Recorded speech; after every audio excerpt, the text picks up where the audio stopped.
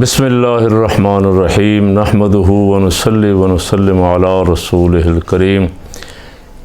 پاکستان میں سیاست کا بازار اس وقت بہت مندہ جا رہا ہے۔ سیاست انڈر کنٹرول ہے اور جو بٹھائے گئے ہیں ان کو کچھ سمجھ نہیں آ رہی کہ کیا ہو رہا ہے، لیکن ان کے ضمیر بھی مر گئے ہوئے ہیں۔ اگر زندہ ہوتے تو استعفے دے کے گھروں کو چلے جاتے اور کہتے کہ ہم اس طرح کی سیاست و حکومت کرنے سے رہے، لیکن لگتا ہے کہ وہ پتہ نہیں ایسے جیسے صدیوں سے اقتدار کے بھوکے اور پیاسے چلے آ رہے تھے بیچارے، ان کو ہاتھ آ گیا ہے۔ وہ کہتے ہیں کسی صورت نکلنے نہ پائے۔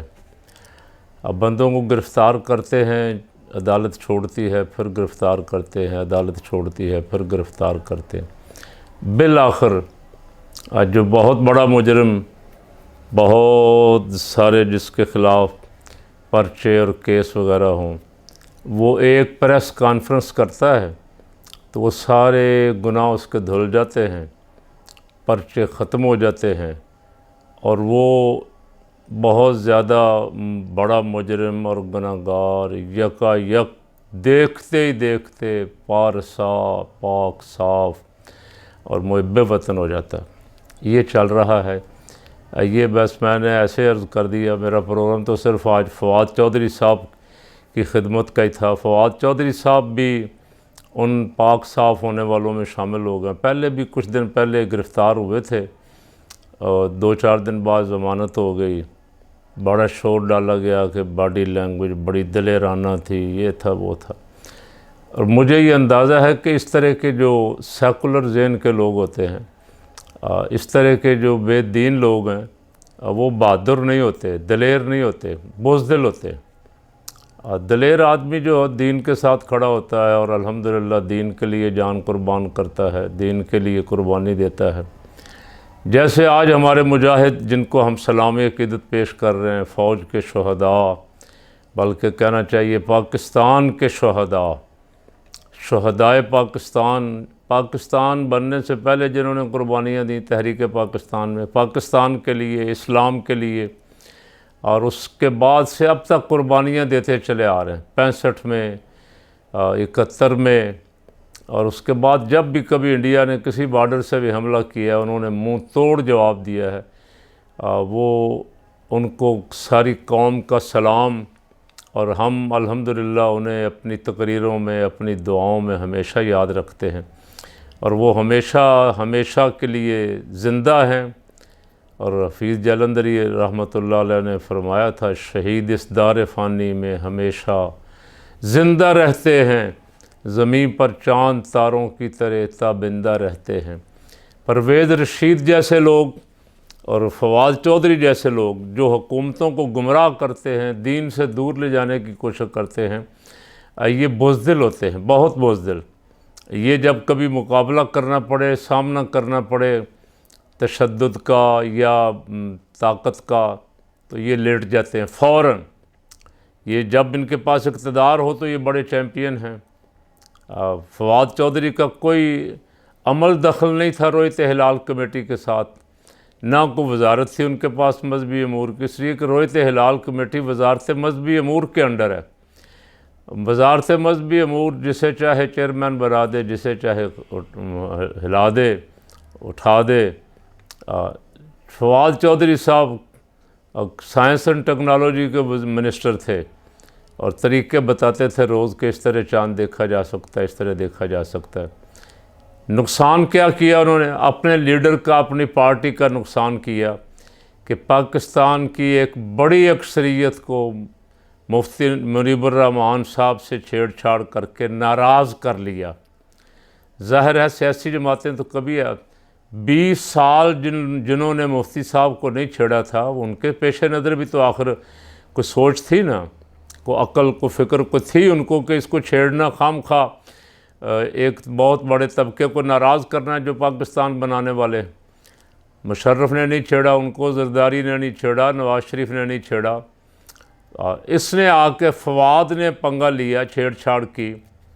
اور اس وقت بھی میں نے کہا تھا کہ یہ خان صاحب یہ خود بھی ڈوبا ہے، یہ آپ کو بھی ڈبوئے گا۔ اس وقت آپ نے فقیر کی بات پہ توجہ نہیں کی، آپ کے بھلے کے لیے آپ کو مشورے دیتے رہے، لیکن جب اقتدار بندے کے پاس ہو تو اس وقت اس کا دماغ بہت ہائی ہوتا ہے، میں کون ہوتا ہوں یا میں جس کی سنی جائے، یا مشورہ یا کیا چیز ہوتا ہے کہ کوئی بندہ توجہ۔ مشورے بھی اس وقت چلتے تھے تو یا فواد چودھری کے چلتے تھے، یا عامر کیانی کے، یا شیریں مزاری کے چلتے تھے، ان کے مشورے چلتے تھے۔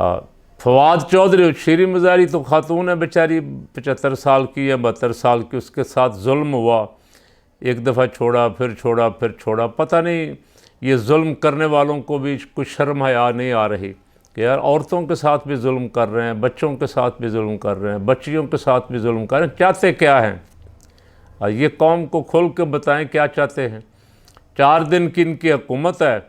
اور یہ آپے سے باہر ہوئے پڑے ہیں۔ ان کو کوئی سمجھ نہیں آ رہی کہ ہم انسانی حقوق کی دھجیاں اڑا رہے ہیں۔ بہت سارے صحافی بیچارے باہر بیٹھے ہوئے ہیں، جا کے یہاں بھی پکڑے جا رہے ہیں اور ان پہ بھی زیادتی ہو رہی ہے، اور یہ کھاتے سارا کچھ ہمارے افواج پاکستان کے کھاتے ڈال رہے ہیں۔ اب میں نے پہلے بھی ایک دن متوجہ کیا تھا ان کو کہ یہ جو کھیل کھیل رہے ہیں یہ حامی تو نہیں ہیں، یہ ان کے خواجہ آصف کی تقریریں ساری ویڈیو پہ چل رہی ہیں، پرویز رشید کی تقریریں چل رہی ہیں، نواز شریف پاک فوج کے بارے میں کیا نظریہ رکھتا ہے سارا کچھ چل رہا ہے، مریم نواز، یہ سب کچھ میڈیا پہ موجود ہے۔ یہ فوج کے کتنے کو خیر خواہ ہیں ملک کا بچہ بچہ جانتا ہے، لیکن آج کل ان کے ہاتھ حکومت آئی ہوئی ہے، یہ تاثر دینے کی کوشش کر رہے ہیں کہ ہم ہی صرف حامی ہیں، باقی سارے فوج کے معاذ اللہ دشمن ہیں۔ تو یاد رکھیں پاکستانی قوم اپنی پاک فوج کے ساتھ کھڑی ہے، ان چوروں کے ساتھ نہیں ہے۔ یہ جو بٹھائے گئے ہیں لٹیرے، ان کے ساتھ قوم نہیں۔ جس دن یہ اتریں گے تو ان کو بھی آخر کسی نہ کسی عدالت میں تو حساب دینا پڑے گا، دنیا کی عدالت نہ صحیح آخرت کی عدالت میں تو حساب دینا پڑے گا۔ میں عرض کر رہا تھا فواد چودھری نے خان صاحب کو بہت نقصان پہنچایا، اور اب فواد چودھری کچھ تھوڑے دنوں سے جب سے حکومت گئی ہے چونکہ زیادہ قریب تھا، تو فواد چودھری وزیر اعلیٰ بننا چاہتا تھا پنجاب کا۔ اس نے صوبائی اسمبلی میں کاغذات بھی جمع کروائے۔ خان صاحب کوئی عثمان بزدار تلاش کر رہے تھے، اور کوئی نیا عثمان بزدار، یا وہ پہلے والا ہی۔ خان صاحب اس کو نہیں بنانا چاہتے تھے، شاہ محمود قریشی کو بھی نہیں بنانا چاہتے تھے، باقی ان کو بھی نہیں بنانا چاہتے تھے، تو خان صاحب نے اس کو صوبائی اسمبلی کا ٹکٹ ہی نہیں دیا۔ اس وقت سے اس کے اندر اندر کچھ لاوا پک رہا تھا، اندازہ تھا یہ کسی دن خان صاحب کو دھوکہ دے گا، تو یہ 4 دن جیل میں رہ کے چیخے مار، اس دن پہلی بدنامی تو یہ کروائی کہ عدالت ساری رات عدالت بیٹھا رہا، سپریم کورٹ جس دن لوگ باہر احتجاج کر رہے تھے یہ سپریم کورٹ بیٹھا رہا، رات 12 بجے کے بعد کہیں سپریم کورٹ سے نکلا، اس دن مجھے اندازہ ہو گیا تھا اس کی نیت خراب ہے۔ اور پھر ہائی کورٹ میں جس دن پیشی تھی، عدالت سے ضمانت ہوئی، آگے پھر پولیس کھڑی تھی، گاڑی سے نکل کے دوڑ لگا دی، اور وہ دوڑ اس کی دیکھی لوگوں نے، سیاسی کارکن بھی شرمسار ہوئے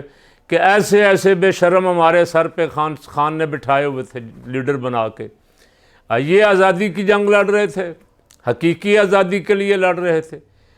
اور یہ تو چھوٹی چھوٹی ایجنسیوں کے ٹاؤٹ ہیں یہاں، خان صاحب یہ کیا لڑیں گے باہر کی حکومتوں کے ساتھ، اور جن سے حقیقی آزادی لینا چاہتے ہیں ان کے ساتھ۔ یہ وہاں سے گاڑی سے نکل کے بھاگا، اور زبان اس کی باہر نکلی ہوئی تھی، قوم نے دیکھا، مذاق اڑایا، اور سیاسی کارکنوں کی دل شکنی ہوئی۔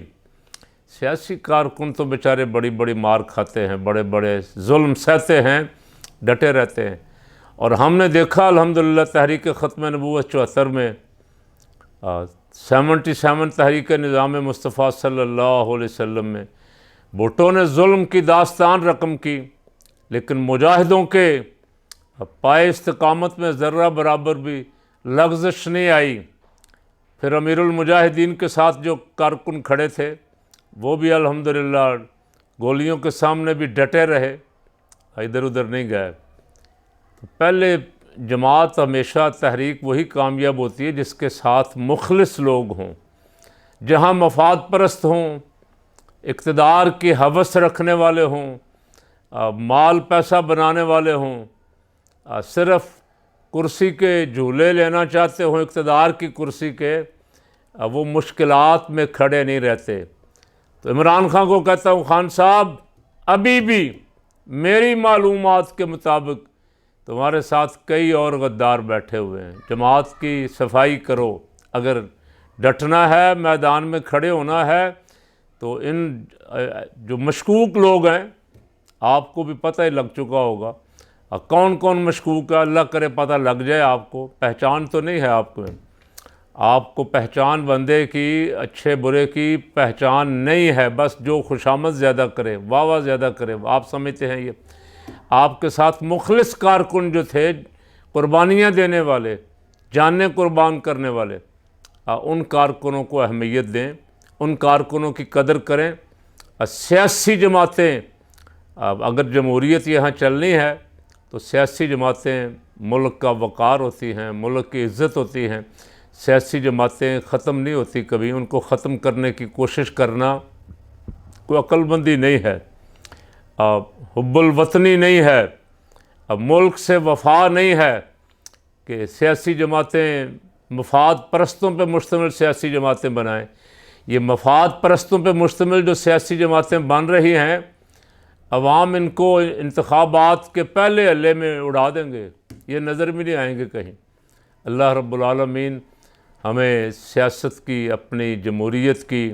اس ملک کی معیشت کی، غریبوں کی بھلائی کے لیے اپنی لائن درست رکھنے کی توفیق عطا فرمائے۔ اور میں ریکویسٹ کر رہا ہوں، ریکویسٹ ہی کر سکتا ہوں، کمزور آدمی ہوں، ریکویسٹ کر رہا ہوں ان سے جو طاقتور ہیں، جو اٹھا رہے ہیں بندوں کو، یہ امپورٹڈ اس وقت طاقت میں ہے نا،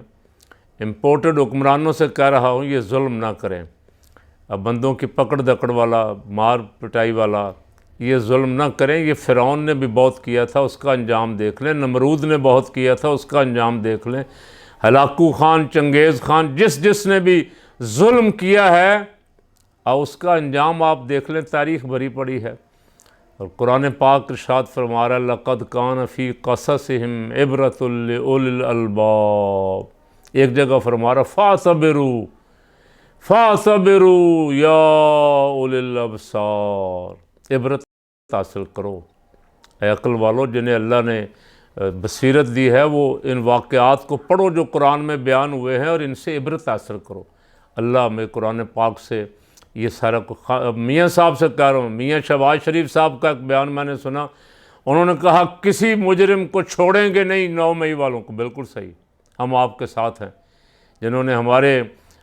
حملے کیے ہیں ہماری تنصیبات پہ، فوجی تنصیبات پہ، دفاعی تنصیبات پہ، وہ چھوڑنے کے قابل،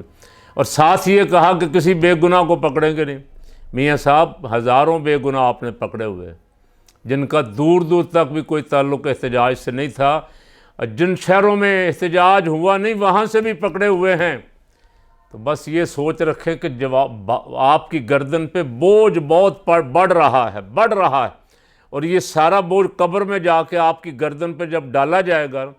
تو شاید برداشت نہیں ہوگا، اور کچھ چھڑانے والا بھی نہیں ہوگا، اور بھگتنا بھی بہت دیر تک پڑے گا، جب تک قیامت نہیں آ جاتی۔ حساب کتاب تو قیامت میں جا کے ہوگا، وہاں تو بہت سخت حساب کتاب ہوگا، لیکن قبر میں بھی بھگتنا پڑے گا میاں صاحب۔ تو کبھی کبھی رات کو ضرور اپنے دل سے پوچھا کریں کہ میں نفع کا سودا کر رہا ہوں یا نقصان کا سودا کر رہا ہوں۔ رانا ثناء اللہ کو تو خدا بولا ہوا ہے، آپ کے والد صاحب نیک آدمی تھے، کم از کم آپ یہ رات کو بیٹھ کے ضرور سوچا کریں کہ کچھ نہ کچھ آخر جانا ہے، پتہ نہیں کب بلاوا آ جائے، وہاں جا کے جواب دینا ہے۔ یہ ظلم جو ہے یہ کسی صورت بھی سے اس کی اجازت نہیں دی گئی، یہ کسی صورت اس کا ایک ذرہ بھی، ان اللہ لا یظلم مثقال ذرۃ، اللہ کریم فرماتا ہے کہ ذرہ برابر بھی اللہ ظلم نہیں کرے گا اور نہ ظلم برداشت کرتا ہے۔ تو کوشش کریں کہ جو مظلوم ہیں، جن پہ ظلم ہو رہا ہے، جن کو ناحق پکڑا ہوا ہے، جعلی پرچے بنائے ہوئے ہیں، ان کو رہا کریں اور یہ ظلم والا رستہ بند کریں۔ اگر آپ کی قسمت میں اقتدار ہوا الیکشن کے بعد پھر آپ کو مل جائے گا، نہ ہوا تو کوئی بات نہیں، دنیا جی رہی ہے نا اقتدار کے بغیر بھی۔ اللہ اس ملک کی حفاظت فرمائے۔